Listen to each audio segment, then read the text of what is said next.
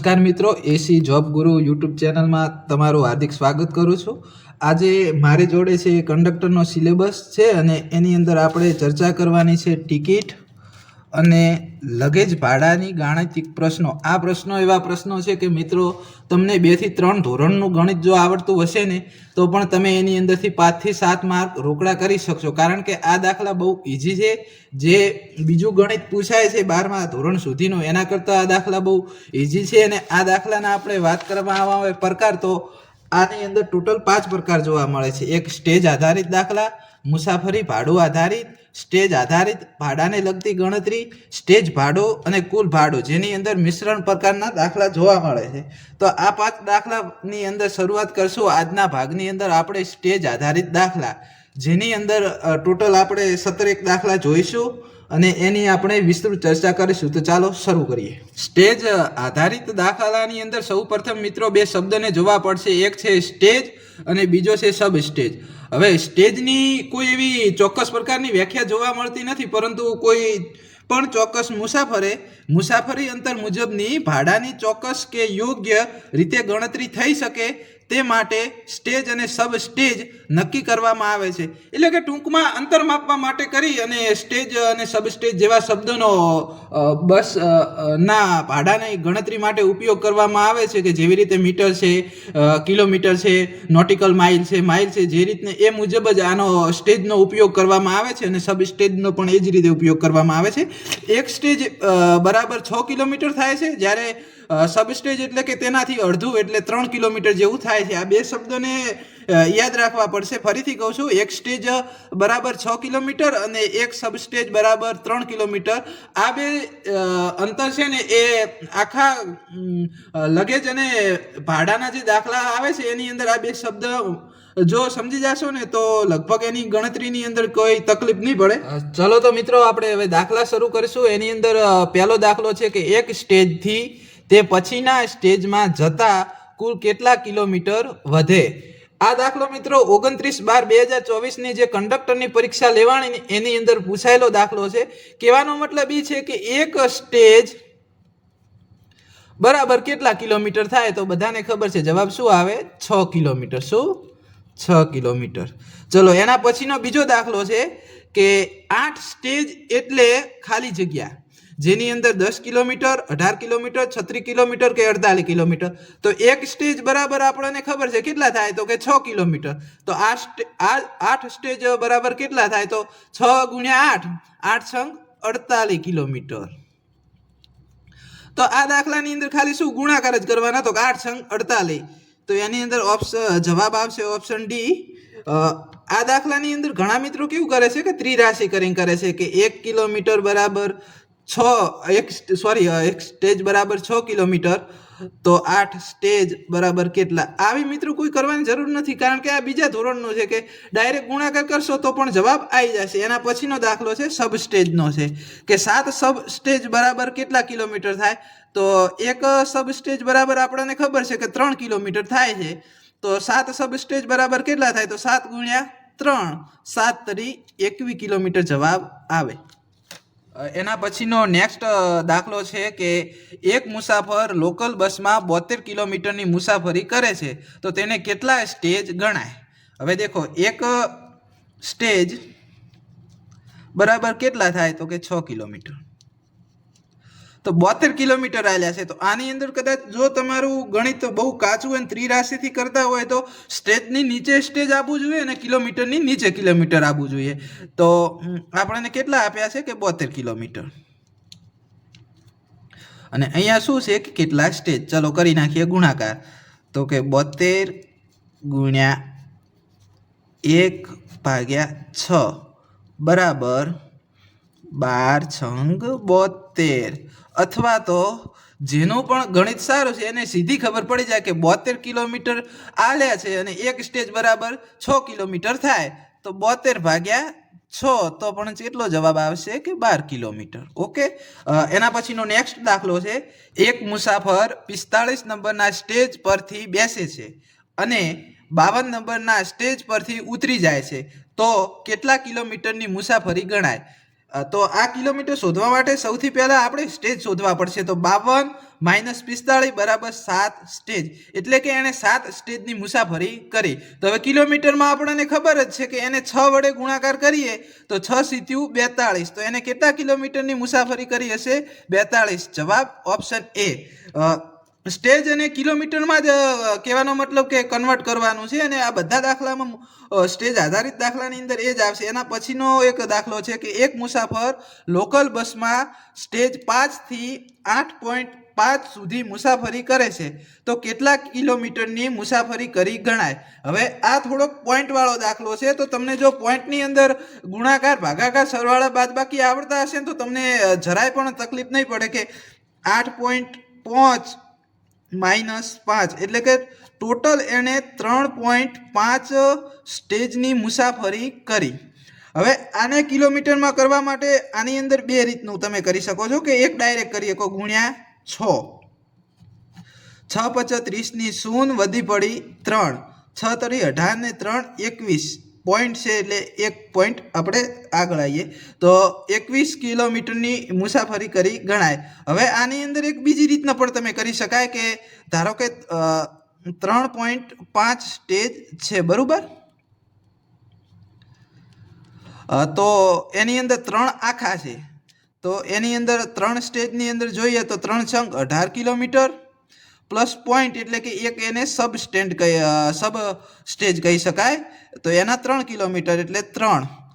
તો ટોટલ કેટલા થયા? 18 ને 3 = 21 કિલોમીટર. આ રીતનું પણ કરી શકાય. જેને પોઈન્ટની અંદર જફામારી લાગતી હોય તો એ ડાયરેક્ટ કરી શકે કે 3.5 છે તો એની અંદર 3 આખા છે અને એક અડધું છે. અડધાને આપણે શું કહેતા હતા? સબ સ્ટેજ, અને આખાને કહેતા હતા સ્ટેજ. તો 3 આખા સ્ટેજ એટલે 6 × 3 = 18 ને એક સબ સ્ટેજ છે જેના 3 કિલોમીટર. 18 ને 3 = 21 કિલોમીટર જવાબ આવે, જેનો ઓપ્શન ડી એક પણ નહીં. જો 24 સ્ટેજના 144 કિલોમીટર થાય તો 12 સ્ટેજના કેટલા કિલોમીટર થાય? તો આપણને ખબર છે કે આ માહિતીને ખાલી આપણો પેપરની અંદર ટાઈમ બગાડવા માટે જ કરીને આલેલી છે. બાકી તો આપણને ખબર છે કે 12 સ્ટેજ છે, એક સ્ટેજના 6 કિલોમીટર, તો 12 સ્ટેજના કેટલા? તો 12 × 6 = 72 કિલોમીટર થાય. અને કોઈને એવું લાગતું હોય કે આ માહિતીનું આપણે વિશ્લેષણ કરવું છે તો 144 કિલોમીટર ભાગ્યા 24 સ્ટેજ બરાબર 6 કિલોમીટર. એ તો આપણને ખબર છે કે એક સ્ટેજ બરાબર 6 કિલોમીટરની થાય, એ તો આપણને ખબર છે. એની પહેલાં આપણે આ કરી નાખ્યો. તો જો તમારે પેપરમાં એવું લાગે કે ટાઈમ ખૂટે છે અને નથી બગાડવો તો તમે આ માહિતીને પણ ઇગ્નોર કરી શકો છો. ડાયરેક્ટ 12 સ્ટેજ, એક સ્ટેજ બરાબર 6 કિલોમીટર, તો 12 સ્ટેજ બરાબર 72 કિલોમીટર. જવાબ બી. એના પછીનો દાખલો છે કે જો એક મુસાફરીમાં 66 કિલોમીટરે 11 સ્ટેજ થાય તો 48 કિલોમીટરે કેટલા સ્ટેજ થશે? આ પણ ઉપરના દાખલા જેવો જ છે કે 66 કિલોમીટરે 11 સ્ટેજ, એટલે કે 66 કિલોમીટર ભાગ્યા 11 સ્ટેજ બરાબર એક સ્ટેજ બરાબર 6 કિલોમીટર જવાબ થાય. પરંતુ આપણને શું કીધું છે? અહીંયા કીધું છે 48 કિલોમીટર. તો 48 કિલોમીટરને આપણે ભાગાકારની અંદર 6 સ્ટેજ વડે જોઈએ તો કેટલા? કિલોમીટર ભાગ્યા 6 કિલોમીટર, એટલે ડાયરેક્ટ સ્ટેજ આવી જાય. કારણ કે આપણને ખબર છે કે આ એક સ્ટેજ બરાબર કેટલા થાય? તો કે 6 કિલોમીટર. આપણને ટોટલ કેટલા કિલોમીટર આપ્યા છે? 48 કિલોમીટર. તો એનો જવાબ આવશે 8 સ્ટેજ. એના પછીનો દાખલો છે, બે મુસાફરો 154 રૂપિયા ભાડું ચૂકવી 48 કિલોમીટરની મુસાફરી કરે છે, તો તેમણે કેટલા સ્ટેજની મુસાફરી કરી ગણાય? હવે આ ભાડા લગતા જે દાખલા આવશે એની અંદર આવશે, પણ આપણને પૂછ્યું છે શું? કે સ્ટેજ પૂછ્યું છે. કેટલા સ્ટેજની મુસાફરી કરી? કિલોમીટર કેટલા આપ્યા છે? તો 48. તો ચલો આપણે 48 કિલોમીટર આપ્યા છે, એની અંદર આપણે એક સ્ટેજ બરાબર 6 કિલોમીટર થાય, તો 48 કિલોમીટરને 6 વડે ભાગી દઈએ તો જવાબ આવશે 8. તો આપણને ખબર છે કે 8 સ્ટેજ જવાબ આવે. હવે આ દાખલો ઉપરના દાખલા જેવો જ છે, તમે જોઈ શકો છો, કમ્પેર કરી શકો છો. ખાલી આ વધારાની બાબત આપણને આપી છે. નેક્સ્ટ દાખલો છે, એક એક્સપ્રેસ બસમાં 25 મુસાફરો છે, તેમણે 15 સ્ટેજની મુસાફરી માટે ₹1200 ભાડું ચૂકવ્યું છે. તો આ મુસાફરી માટે કેટલા કિલોમીટર કરી ગણાય? હવે આની અંદર આપણને શું પૂછ્યું છે કે કેટલા કિલોમીટરની મુસાફરી કરી ગણાય? આપ્યું છે શું? તો કે 15 સ્ટેજ. આ બે વસ્તુના આધારે જ આપણે દાખલો ગણવાનો છે કે 15 સ્ટેજ છે અને કેટલા કિલોમીટર. તો આપણને ખબર છે કે એક સ્ટેજ બરાબર કેટલા કિલોમીટર થાય? તો કે 6 કિલોમીટર. અને આપ્યા છે કેટલા? 15 કિલોમીટર. તો 15 છંગ 90 કિલોમીટર. તો કેટલી મુસાફરી કરી હશે? તો કે 90 કિલોમીટરની મુસાફરી કરી હશે. ટૂંકમાં કહેવા જોઈએ ને તો કે 15 સ્ટેજ બરાબર 90 કિલોમીટર થાય. ચલો ફરીથી એના પછીનો દાખલો છે. 18 સ્ટેજના 108 કિલોમીટર થાય તો 7.5ના કેટલા કિલોમીટર થાય? હવે આ પોઈન્ટવાળા દાખલાની અંદર થોડુંક આગળ જે કહેવાનું ભૂલી ગયો હતો એ આપણે નોંધ કરીને એક નોંધ પણ લખવાની છે. તો ચલો પહેલાં આપણે જોઈએ કે 18 સ્ટેજના 108 કિલોમીટર એટલે ટૂંકની અંદર આ એ જ માહિતી ફરીથી કહેવા માગે છે કે એક સ્ટેજ બરાબર 6 કિલોમીટર થાય. આપણે ગણતરી કરીએ કે 118 કિલોમીટર છે, એની અંદર 18 સ્ટેજને ભાગીએ તો 6 જવાબ આવે જે 6 કિલોમીટર છે. આપણને પૂછ્યું છે કેટલા? તો કે 7.5. તો 7.5 કિલોમીટર છે. તો હવે એને આપણે 7.5 કિલોમીટર કે સ્ટેજ આપ્યું નથી તો આપણે આને સ્ટેજ લઈ લઈશું. જો કદાચ કિલોમીટર હશે ને તો એની અંદર દાખલાની અંદર ભૂલ કહેવાશે. ચલો તો આની અંદર આપણે શરૂ કરીએ ગુણ્યા 6. 6 × 30 ની શૂન વધી પડી 3. 7 છંગ 42, 42 ને 3 45. તો 45 કિલોમીટર થાય. કારણ કે દેખો અહીંયા કિલોમીટર પૂછ્યું છે ને 7.5 શું છે ને એ પૂછ્યું નથી. તો એ સ્ટેજ જ હશે એવું માની લેવાનું, અથવા તો દાખલો આ રહ્યો રદ થાય. અને આ રીતના જો ના કરવું હોય તો 7 તો આપણી જોડે આખા સ્ટેજ છે જ, અને એક સબ સ્ટેજ હશે 0.5 છે એટલે એક સબ સ્ટેજના 3 કિલોમીટર અને 7ના 6. તો કે 6 × 7 = 42 અને આના 3. તો ટોટલ આનો સરવાળો કરીએ તો 45 કિલોમીટર જવાબ આવે, એટલે કે ઓપ્શન સી. હવે આની અંદર એક નોંધ એ યાદ રાખવાની છે કે ખાલી લોકલ બસની અંદર જ આ સબ સ્ટેજ ગણાય છે, જે બાકીની કોઈ એક્સપ્રેસ કે ગુજરનગરી એની અંદર સબ સ્ટેજ ગણાતું નથી. અને લોકલ બસની અંદર નોંધ એ રાખવાની કે લોકલ બસની અંદર 10 સ્ટેજ સુધી જ સબ સ્ટેજ ગણાય છે, એના પછી સબ સ્ટેજ ગણવામાં આવતા નથી. એનો મતલબ એવો થાય કે આપણે નીચેનો દાખલો જોઈએ એટલે ખબર પડી જશે કે 18 સ્ટેજના 108 કિલોમીટર એટલે કે 108 કિલોમીટર ભાગ્યા 18. તો 18 છંગ 108 એટલે કે 6 કિલોમીટર બરાબર આપણને ખબર જ છે કે એક સ્ટેજ થાય. તો ચાલો આપણને શું કીધું છે? 75 કિલોમીટર. 75 કિલોમીટરે કેટલા સ્ટેજ? તો 75 ભાગ્યા 6 કરીએ. ચલો 6 × 6 1 ઉતાર્યા 5, 6 × 2 = 12, 3 0 6 × 50 = 30. તો આની અંદર જવાબ 12.5 આવ્યો. પણ આપણને જે રીતના નોંધમાં કીધું છે કે 10 સ્ટેજ સુધી જ સબ સ્ટેજની ગણતરી કરવામાં આવે, એના પછીની આવે નહીં, એટલે કે 12.5 જવાબ ના આવે. ઘણા મિત્રો ઓપ્શન એ જોઈને 12.5 કરી નાખે, પણ જવાબ આવશે આપણો ઓપ્શન સી 13. કારણ કે પછી પોઈન્ટમાં નથી આવતો, સીધો પૂર્ણાંક અંક લેવામાં આવે છે. તો એના પછીનો જવાબ આવશે ઓપ્શન સી 13. 12.5 લેવાનો થાય નહીં. જો 10 સ્ટેજની અંદર હોય તો પોઈન્ટ લેવાનો, એ બી લોકલ બસની અંદર. અને જો 10 સ્ટેજ ઉપર હોય તો સબ સ્ટેજને ગણવામાં આવતું નથી.